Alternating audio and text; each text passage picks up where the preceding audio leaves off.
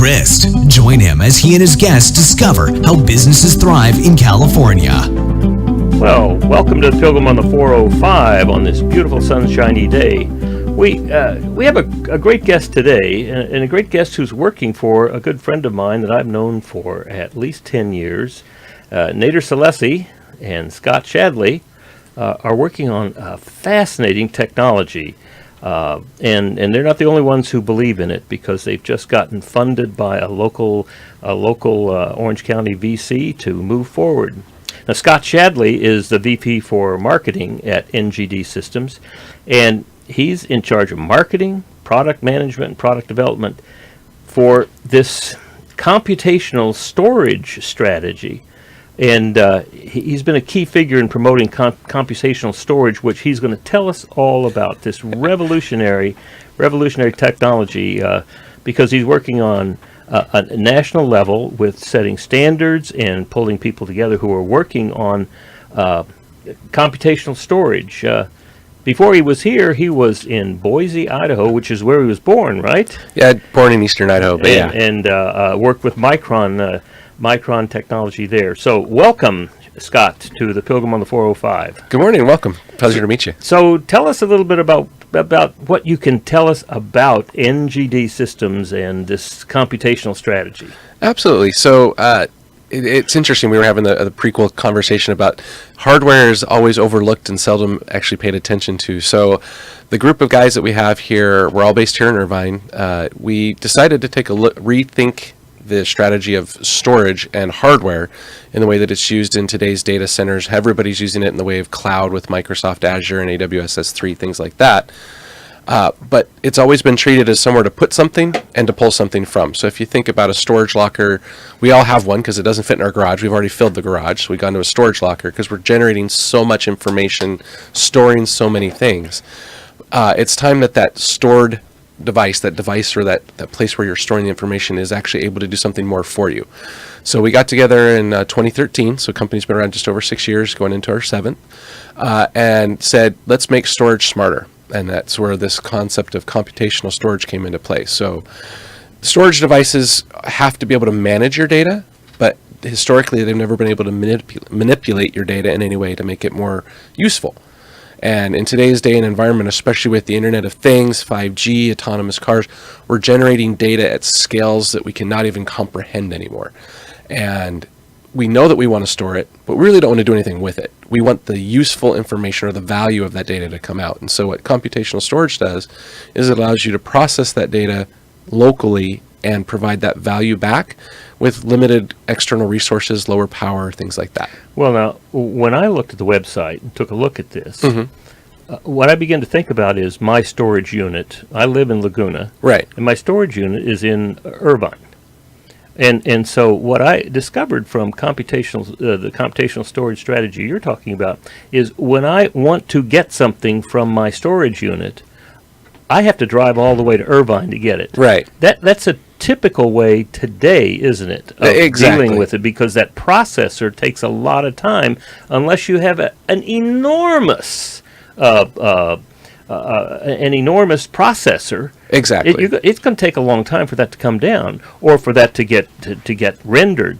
But what you're doing is taking the transport and moving it right into the storage platform. Right? That's a very good way to look at it. So you can kind of think of it almost like a pyramid as well. The CPU sits at the top of the pyramid, the data is at the bottom of the pyramid, and it takes forever for all of that wide-based data to get through that single point at the top of the pyramid.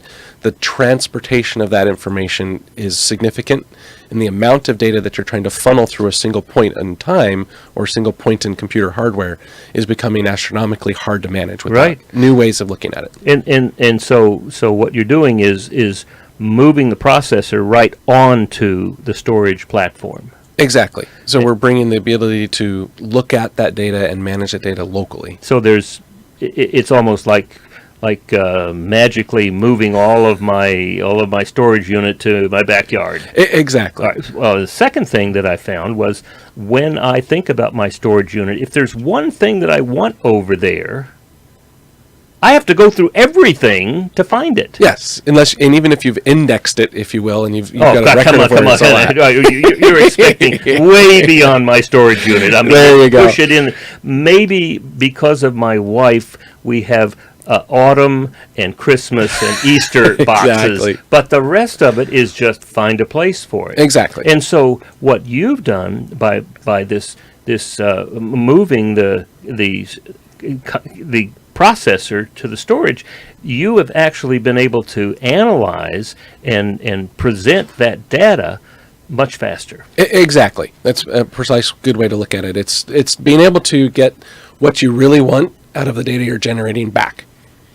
And in my case, with the storage units, there's not much in either that I really want. Exactly. We generate so much information today in the digital world. Yeah. I mean, I remember back in the days of film camera, you'd get the picture set up and take one shot and pray and hope that when you develop it, it actually turned out, and you find out the one kid's got his finger up his nose or some weird thing like that.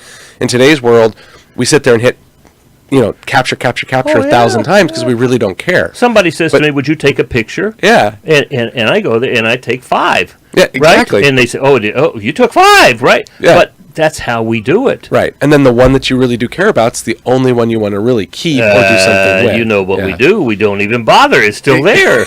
We don't bother to delete it because why bother? It's storage.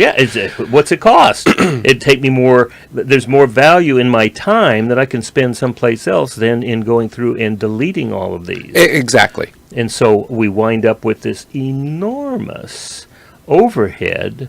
And it's not a financial overhead so much as it's just an overhead of all of this storage requirement that's filled up all the time. Exactly. And when you go to look at it from a processing perspective, keeping it in a kind of easy to understand terms, you have one processor, you may have 3 to 5 memory devices, and then you have 1,000 storage devices. Mm-hmm. To be able to look through 1,000 storage devices today, everything funnels through the 5 memory into the one CPU.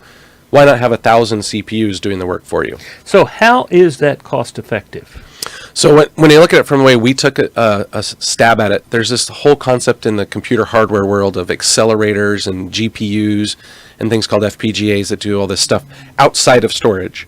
We said take that compute resource and put it into an individualized component that manages both the data from what we classify as an SSD controller and CPU, and we put it into a single chip, and we actually manufactured an ASIC, which is, from a hardware perspective, sounds scary because there's a cost involved to do an ASIC, but at the same time, the team that we have here in Irvine was so efficient at what they did.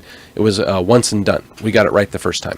Well, that's wonderful, but it's not like you're taking a CPU from a MacBook and dropping it onto an SSD, an external SSD. Right. We took what information or IP cores from ARM technology, because ARM's a big thing in the computer world right now. It's kind of starting to replace even Intel and AMD and servers and platforms.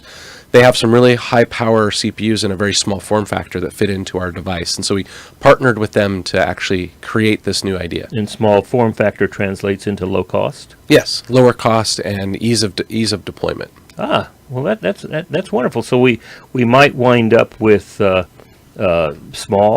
hopefully small SSDs. I mean, they seem to be, my goodness, they can go down to the Apple store and buy a petabyte, right? For it's less than crazy. $300. Yep. I remember going down to one place down in San Juan Capistrano once, which was a music streaming, one of those very early music streaming things, and they took me back into this dark room, into this vault, and said, "Here is our petabyte server." Yeah. I was impressed, but now, my goodness, I can plug in a petabyte to my iPhone. Pretty much, yeah. So the form factors, one of the key things about being able to get into a hardware deployable product is it has to be following the KISS principle. Keep it simple, stupid, right? Mm-hmm. So we didn't design something new in the way of a way to plug it in. We just designed a new way to manage the data. So it comes in all those standard form factors. We have things that are called an M.2, which started as a laptop and is now in the data centers. We have the standard hard drive shapes that we plug these products into, and those are how they're deployed today. So yeah. All right. Now you've been there from the beginning. I joined in 2017 formally. I've known the guys from the start of the company. So we all worked together at a former tell me how OC Nader startup. got from lighting to computerized storage. Absolutely. So Nader is what I'd almost classify as a serial entrepreneur. He's always looking for the next best way to improve society in general, if you will. So I first met him in 2007 when I came down here to work for another startup that has since gone on to be acquired, STEC. And we designed together the world's first enterprise SSD product, which actually launched the whole concept of enterprise storage out of OC. I had the luxury of working with the whole team there from 2007 to 11. The company was sold off in, I think it was 2012. Nader and the couple of the co-founders, Vladimir and Richard, took an opportunity to take a stint at a career at Western Digital. And while they were there, they continued to evolve this ecosystem around storage and said, everybody wants it bigger, faster, stronger, but nobody's really thinking about how to marry other aspects of it together. So in 2013, WD decided to shift direction. They did their whole move with HGST and SanDisk and all those acquisitions, and the team had an opportunity to try something new. And you said, we're going to take this stuff we've been working on with our garage and... we're going to take what we've learned from customers and create a new solution that actually solves a real-world problem. Excellent. And so, yeah, from storage into lighting, back to storage, and now into compute with storage. All right, so talk to me about marketing. Now, is the product is ready for prime time? Yeah. So from a perspective of our solution, we started shipping product in late 2018, early 2019. We've got what classified in the market as proof of concepts. Lots of people playing with it, trying to figure out how to properly deploy it. With hardware, there's always this qualification cycle that takes place. They have to run it through all the paces, kind of like cars and that kind of stuff that you see running around as prototypes. We're starting to see those turn into actual production this year. So our product has been productized and ready for prime time end of last year. Now it's getting the customers' platforms we plug it into actually out into the prime time. Customers' platforms. Are you selling it to somebody who's going to sell it to somebody else? Is this a wholesale play? It's the way the storage products work in the SSD frame is I can go talk to an end customer, and like say for example, take a Macy's. I can go to sell into their data center group and say, you guys need this to work on all that customer data you're generating. They buy their storage platforms from someone like a Dell and HP or someone like that. So we would sell to them through those integrators. So it's kind of they would spec play. it. Correct. They would spec it. So you're like a lighting company who is actually selling to the end user, but the end user has to spec that so that the architect is creating it. Effectively, yeah. And that's just the way this particular market works and has worked for years. Yeah. So even when I was at Micron, same business model. Yeah.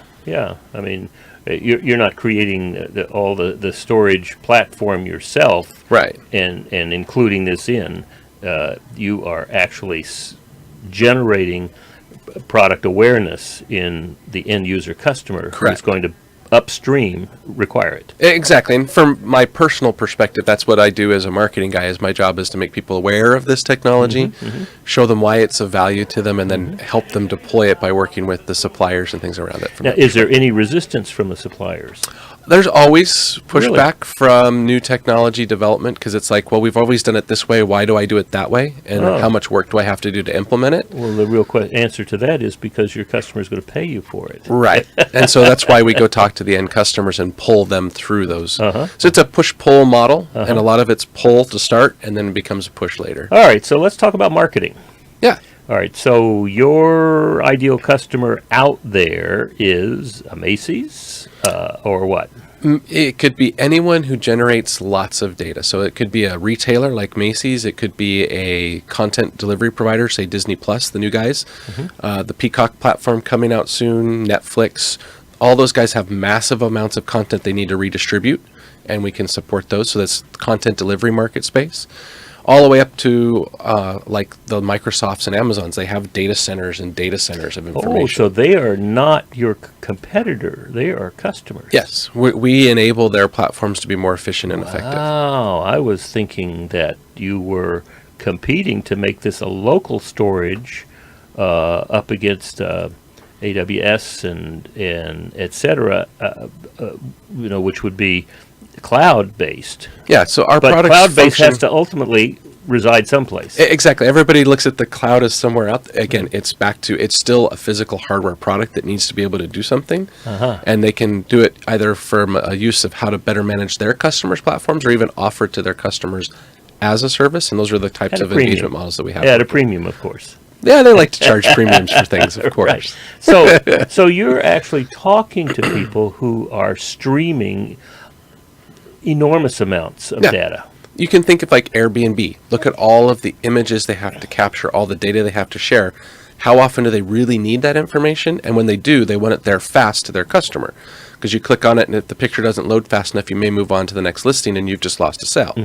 Our ability to pre-fetch and pre-search and find that information faster in a localized environment is what provides these types of solutions. So NASA? Of course, they could be a player from that perspective too. We call them the 3-letter family, and in case of NASA, the 4-letter family. So we've got engagements that cover that as well. One of the unique things about our solution is we kept it local. So everything about our product is manufactured and made in the United States. So it gives us a lot of opportunity I to don't play see a within the red federal hat space. here. Do you have a red baseball cap that you wear? We did it before that came around. I see, Thank you for I that see. little segue. But our device is actually manufactured in New York. It's the only one that's made in the USA. Where in New York? There's an old IBM ASIC facility it's owned by Global Foundries. And Global Foundries is a key partner of ours. They've helped us invest in this what technology. town in New York? It's Rochester or White Clouds right. or something So like it's that. Yeah. very upstate New York. Yeah, upstate New York. Places that are struggling right now. Yeah. So Excellent. we're helping support them from that perspective as well. Excellent. And it allows us to have those federal engagements be much more friendly and able to support from that Right, perspective. and so you didn't have to bring manufacturing back.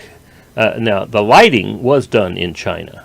When Nader was working with the lighting, it was manufactured in China. Yeah. So, in effect, what he's done is now focused on doing manufacturing in the United States with a different product. Yeah, well, and exactly, and this is, I mean, the whole team has been in storage for decades. I mean, we've got thousands of man hours of storage experience, so it's a perfect solution for us, and the ability for a team the size that we are to produce a product that we have is second to none. So it's not. We're not looking to be the youngest or the biggest. We're looking to be the most efficient and most effective at what we do, because we just all love what we do. So, competitors. Who is a competitor?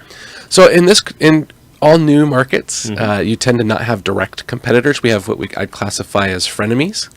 So there's about 5 companies now that do products similar to ours. The largest of those is Samsung. So we are kind of taking on the head of the beast, if you will, from that perspective. From a perspective of which market segments we go in and go after, there's no one that's a direct competitor. We have just other companies doing similar products, and that's where the comment you made about getting into the standardization work is working with those guys actually collaboratively to design a way to make it easier for all of our products to be used by our customers. The markets, I mean, right now the storage market is at $1.7 trillion market this year. I'll take my 0.1% of that, I'd be just fine. Do you foresee a time when I would be using your product on my MacBook Pro? At that level, probably not anytime soon. The concept of what we do is around parallel and distributed, so you need more than a single device to make it most effective. So anywhere that you push something to a cloud, or if you're doing anything with your streaming information, those services would be run on our platform. So I would We're benefit behind the scenes. I would benefit from iCloud from Apple using it. Correct. Yes, we would make that much more efficient from that in certain ways, in different ways, depending on how you're using those technologies. So let me ask a question. If Nader were here, I would be asking him this question. And so these are questions that I always find fascinating. Where would you see NGD 10 years from now? I mean, there's 2 different ways you can take that and answer that question. One would be as part of another company that realizes the technology, so a merger, acquisition, M&A type of thing. The other is to grow it into its own holistic company and take it live and go public. Those are both viable at this point in time. I mean, they have their pros and cons of each. From a perspective of where I see NGD in 10 years, I see the technology that we've developed and are deploying today becoming the backbone of storage platforms around the world in data centers. Whether it's got NGD attached to it, another name, or how that works. One of the best things for either as a marketing guy, a founder, an employee of a company like what we do, seeing it deployed in real world environments at scale is just incredible. And I see the technology, whether it be our name or not, deployed in a very large scale in the next 10 years. So we would know with Wikipedia where the technology came from. Absolutely. So all right. So the marketing strategy is identify these major players. How many are there out there on your list? As far as consumers or players to help develop the technology space? The people who would buy the technology itself. I mean, it's I guess the real question is how many companies out there are you actually looking at to generate interest in this and then upstream demand to their vendors? Oh, yeah. Well, I mean, so from that perspective, we've always focused on 3 market segments. The hyperscale data centers, because we know that they need the technology and they have scale. So AWS, iCloud. Microsoft, Google, Apple. We call them the Big 8. There's a fun little acronym for them. It's called GAMFA and BAT. GAMFA. Google, Apple, Facebook, Microsoft, Apple is GAMFA, and then BAT is Baidu, Alibaba, Tencent in China. So those are the 8 big guys that we could go after. There's a whole second tier behind them of 100 plus other companies that provide us all cloud services today. Equinix is another one of those. From a more content delivery side, so that all of the streaming services, we see this, there's streaming wars coming, and they're all vying for your attention, and how fast you can deliver the content to them is a key, and we help with that, so we reduce the latency. So name one of those kind of companies, Netflix, Peacock, whatever. So we're up to about 50 right now. Yeah, and then the next one would be, we've always said edge, because we can provide a lot of effort at this concept of the edge. There's going to be a data center, like in this building, there's a data center that manages all of the networking and power here. That would be classified as an edge deployment. Those types of platforms are the next big thing for us, where we can take some significant drive and focus. All right. So, the question is, so what? I mean, I'm curious, when you have 50 major players out there, how many of those do you need to hit your financial goals? It doesn't take a lot, especially as an early stage startup and revenue generating. I mean, we have lofty goals. I would love to supply all of them from that perspective. Oh, of course. But at the same time, we also have to be very critical of what we do. We need to pick the right first or second partners, get it out, prove it, and then there's a very fast follow in this market space. So a lot of people are very shy to start, but once they see someone else do it, they want to take it on and say, yes, now I'm going to deploy it. So realistically, it takes 5 or 6 of those total companies across those different market segments to start that ball rolling. So we've been pushing it uphill, if you will, this whole time, getting it to the point where we're going to get right to the crest of the hill. And as soon as those couple companies start going, it's going to go over the top of the hill, and it's just going to roll on itself on out. Why should I use you, iCloud, when AWS can do it in milliseconds faster? Well, exactly. Or, look, these guys are doing something innovative. How did they do it? Oh, they need to talk to this company a la NGD to be able to replicate that similar type of environment. That was written about the Wall Street traders who had to, they're doing everything they could to speed up the transmission from the Chicago market to. Did you remember that? I know about that. Yeah, but exactly. That's what you guys are doing, isn't it? I mean, if they had this before, they would have. It provides an opportunity to do something people hadn't really thought. It's an outside the box thinking process. Because we've in this market segment, there's this thing called disaggregation, pulling everything apart and trying to add just the elements you want. What we're doing is allowing you to do that in a more effective way. So when you sit in your leadership team and they say when, what do you think? Years, months? So 2018 was a breakout year with all of the development around the buzz of the technology, getting all the companies on board to talk about it with similar terms. 2019 was, I would classify the breakout year, where now it's a known quantity in the market. Now, 2020, 2021 are where we see it actually deployed. So we're going to spend the majority of this year finishing quals, getting certain customers on initial production runs, and we'll see the ramps end of year into 21. Yeah. And then mass market adoption could still be 3-5 years out. So where's your manufacturing in terms of being able to meet the demand? So we have an amazing operations team that's got things lined up to do low volume manufacturing local, higher volume around the state, valley, country. And then as needed, we've got mass production facilities available in lower cost regions like Taiwan and everywhere else. So it will scale very quickly. The team, when they were at STEC, basically found a way to optimize the just-in-time processing concept that came out of Japan, and it's been redeployed here, so it can be a couple hundred to couple thousand to tens of thousands in a matter of weeks. Well, it sounds to me like most of the people in the organization know exactly where they're going and how you're going to get there. We all have a very good idea where we'd like to take it, where we see it going, and it's shown by the way that investors and customers have stood up behind it. So, one of the more recent customers that we actually had in our most recent funding announcement was Booking.com. Small little company, based in Amsterdam, but has a footprint all over the globe right now, and they own their data. They have a lot of information they need to manage, and they look to us to help them with that. Where do they store it? In data centers all over the world. Oh, really? Yeah. So there's not one central... Their primary is in Amsterdam, and they actually ran into a unique problem in Amsterdam where the country has run out of power for data centers. Oh! So they can't build anything new. They can only update and augment. And so the ability, what we did from an NGD perspective, is provided them a very large capacity, very low power, compute-enabled device, which allowed them to reinvigorate the scale of that data center. That's very interesting. CTC Global does a similar thing for electrical transmission. Yep. Do you know them? We're aware of who they are, and I keep my fingers in all the pies. Well, JD was here with us on the show, and he showed me. I went over and visited the manufacturing plant. He showed me what they're doing. I mean, they in effect are able to double the volume of transmission using the same right-of-ways and the same towers. So, in effect, they're moving a lot more power through the same system, which sounds similar to you. Yeah.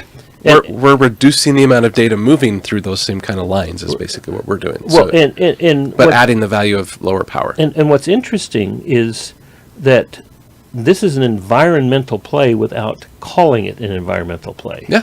Right? Yeah, we've had several customers that are looking at it just from a power savings perspective and said, I love what you're doing, and just the fact that you're cutting my power bill is worth every penny of whatever I have to pay for it. So it's very interesting to me how multiple industries are reducing our draw on global resources without cutting back. In fact, they are increasing the power in this case, increasing the amount of data that's moving through it, but at a reduced draw on environmental resources. Yeah, the kind of carbon neutral processes that people are looking towards and things like that. Without standing up and claiming that. Yeah. I mean, I don't see a green flag flowing from your, flying over your office. Maybe I should put one up. Well, but I think that's the beauty of it, is that there's something going on in the process of life and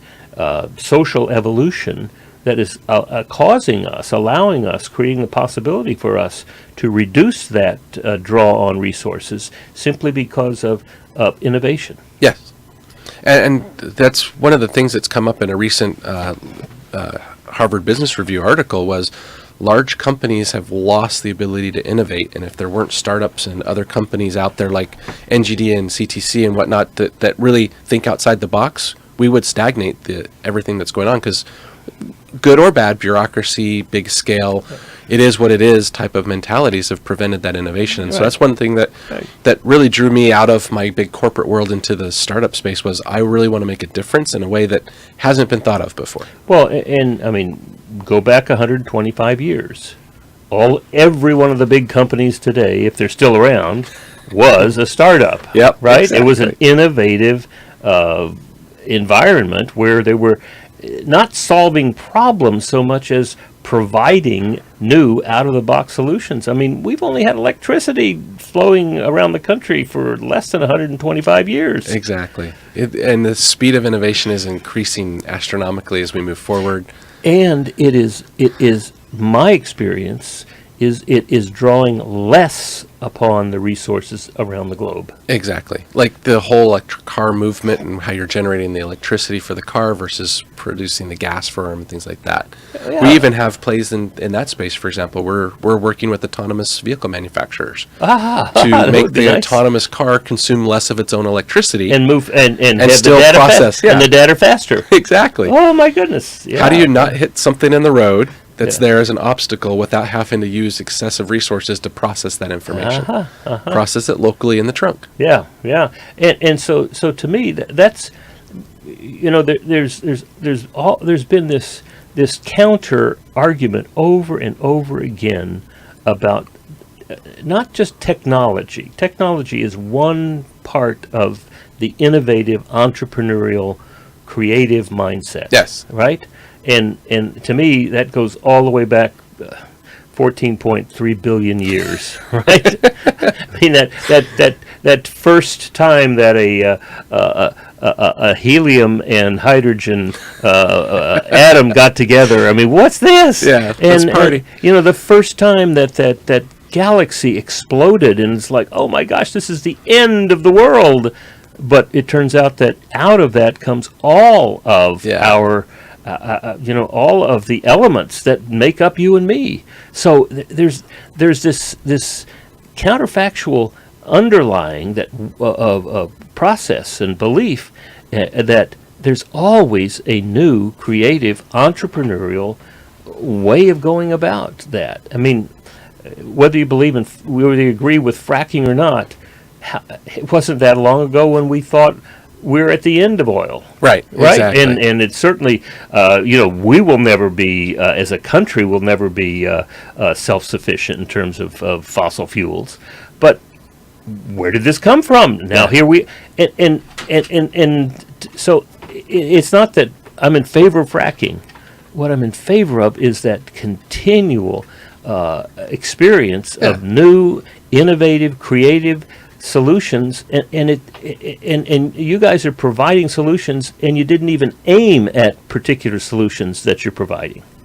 In a lot of ways, yeah, exactly. So we came up with a concept, and to be honest, had some doors opened up into some market segments. We're like, wow, that actually makes a lot of sense, and we hadn't necessarily put our mind to it, but just talking to customers, talking to people, they're like, could I do this with it? Oh, well, you know what? You could. Mm-hmm. And just that continual innovation with even these types of companies. I mean, I was on the phone with a very interesting telecom company, small guy, I won't give a name out, but they're a multi-billion-dollar company. And as a little startup, we walked into their innovation center. And we're like, we're here to show you some kind of innovation that we worked on. He's like, unless it's $1 billion business, I don't want to talk to you. And I'm like, what do you mean? He's like, we don't have the imagination as a multi-billion-dollar company to work on a program unless it's $1 billion or more. Right. And that it further proves that what we do is very vital, but it does take a lot of time in some cases to get certain people on board with it too. Yeah, and to me, that is the cutting edge. It's not going to be big oil companies that help solve the problem. No. It's people that will look around it to see what you can do differently to accomplish an end goal in the same way. Yeah, and so that's what's exciting about Orange County. Octane is one part of facilitating that, but ultimately it is the students who are coming out of our high schools, out of UCI, out of Chapman, out of all the colleges and universities in Orange County, and talking to Bill Carpu, if we can couple that with the financial resources from not just Orange County but from outside to bring it here, that that becomes the magic triangle of opportunity, experience, and financial capital. Well, and the fact that you bring that's a very interesting point, because we've spent time working with the Octane team as well, but we publish regularly, at least once or twice a year, technical papers through PhD students at UCI. So we've got a large number of interns from UCI and other schools that work on site, helping us develop our technology to help spur that innovation within the OC area. And having spent as much time in this industry as I have, and how much required trips to the Bay Area it has become, seeing the ability for tech startups and innovation down here is incredible. Love it. I want to pick up on what you were just talking about, because it seems to me that what you're doing is what all tech companies have the responsibility to do. Yeah. And that is to infect young people with Exactly. the entrepreneurial virus. Yes. Right? Bring them on board, let them do their thing, show them how it can be done, and say, hey, I've got this idea, and I know you're smarter than I am, so help me figure out how to solve it. Let's write a paper, let's get it published. You get a degree, we get information, you've got a job. It's a great circle of life. And you've got a job until something happens here, or you guys have a bigger idea that's going to pull you back into your garage. Exactly. But that's the infection that I think we really need to continue to spread in Orange County, because we are an entrepreneurial society. Absolutely. Here. And it's so clear that it's not about election, it's not about votes, it's about mindset. Yes. And when you see people saying we're being left behind, we have to grab what we have right now because there's not enough to go around. That's a very different mindset from the entrepreneurial mindset, which is more of abundance. Yeah. It's all out there. It's just a matter of how we spend our time and how we go about using an entrepreneurial system for managing the business. Exactly. Yeah. And it's very key to just realize that you also have to bite off the right size of that success capability, because we know we could go huge, and I could hire 300 people and I could just go astronomically large, but it may not go far enough by doing that. So you have to do it in the right steps and stages. And I think that's one thing that this team's done very well, has been very good about. We've got ways of getting there, like using the process of UCI and the intern process. It allows us the opportunity to get educational information in that we may not know, because I haven't been back to school in a decade plus, right? Right. But I get this information from the learnings from those guys that do that, and it allows us to turn that around into something we can deploy to customers. And I can't go after too many wide set of customers. I have to keep it focused enough to let it naturally grow. That's what I wanted to see. Yeah. Was you have 50 or less that you are focusing on, and how many people? Oh my goodness! How many times? Oh my goodness! Think about how big China is. And if I had one penny for everyone, come on! Exactly. For most salespeople, it's helping them to focus on just the 30 who are absolute target markets that you're going to get a decision from. Yeah. And that's what I hear you doing, which is certainly the way to go about it, because you're not going to lose focus on those 50 or the 30 or the 10. Right. Everyone starts somewhere and starts it small and in the right direction. And the last thing that you want to do as a startup, especially in a space that we're in, is resetting the bar. You want to keep the bar set and not change it. And we've done a very good job of keeping that focus of the organization keen to exactly what we set out to do in the beginning. And that's what, in terms of EOS, that's what I help companies do, is help them get really clear about where their 10-year target is. Yeah. And then, what does our 3-year picture look like? And get as specific, paint it in Technicolor. Yeah. What's that picture look like? Because so often, the visionaries have it in their head, and they think they've communicated it, but nobody really knows. Right. Until you can really make it very concrete. What is this going to look like? How many people are going to have here? What are our processes going to be? What's our volume going to be in terms of sales and profit and measurables? And getting really clear about that. Then, what's our plan for the next year? Exactly. And then, what are we going to do in the next 90 days to get there? And holding people, holding each other accountable, so we're learning how to actually get done what we said we would get done. Exactly. Yeah. So that's great. So talk to me about the next year. So we're going to spend the rest of 2020 continuing to finalize those production quals, get stuff moving. So the goal is to start generating the right levels of revenue that we don't need to look for more outside of just revenue generating. So kind of the break-even point concept. We're hoping that we can achieve that this year. No hope. No hope. Abandon all hope on this show. There's no hope. You're either going to do it or you're not going to do it. We're going to do it. There you go. I like that. Yeah. We will do it this year, and then continue the work on the standardization front, for me especially, because the more flexibility we provide a customer, or the more ease of deployment we provide customers, the more the technology itself will take off. Well, it seems to me that there's two things that you will get from the platform provider. I mean, I appreciate your strategy to get the end users to expect from the platform providers. But it seems to me that when you have 1, 2, or 3 of those, that what you can focus on then is their advertising about how they are unique from the other providers. Right. We're definitely focused on an ecosystem enablement platform perspective. So I need partners, and I need to make sure that those partners have the enablement to drive. I'm seeing 5G as the pattern for what you're introducing. Yep. One day I opened up my iPhone and it said 5GE, and I said, what is 5GE? Right. And nobody seems to know. It's simply coming from AT&T, and here is